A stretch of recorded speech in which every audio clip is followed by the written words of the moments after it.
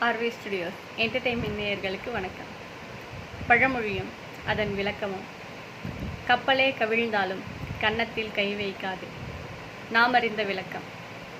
கப்பலே கவிழ்ந்து நாம் ஏழையானாலும் மனம் கலங்கி கன்னத்தில் கை வைத்து உட்காரக்கூடாது.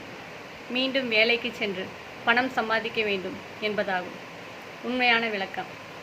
அந்த காலத்தில் வாழ்ந்த மக்கள் கப்பலில் சென்று வணிகம் செய்து வந்தனர். அப்பொழுது கப்பலே கவிழ்ந்தாலும் கன்னத்தில் கை வைக்காதே என்று கூறுவர். கன்னம் என்பது முகத்தில் உள்ள கன்னம் அல்ல. அதற்கு அந்த காலத்தில் கன்னக்கோல் என்ற ஒரு வார்த்தை உண்டு. திருடர்கள் திருடச் செல்லும் பொழுது வீட்டில் சுவரில் துளை போட உதவும் ஒரு கருவியாகும். அந்த கருவியின் உதவியால் வீட்டின் சுவரில் வட்ட வடிவில் துளையிட்டு திருடிச் சென்று விட்டு ஓடிவிடுவர்.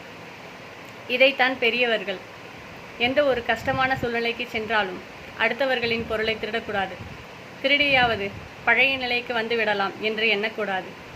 எந்த கஷ்டமான சூழ்நிலையிலும் கன்னக்கோல் என்ற ஆயுதத்தில் மட்டும் கை வைக்கக்கூடாது என்பதற்காக இந்த பழமொழியை கூறினார்கள்.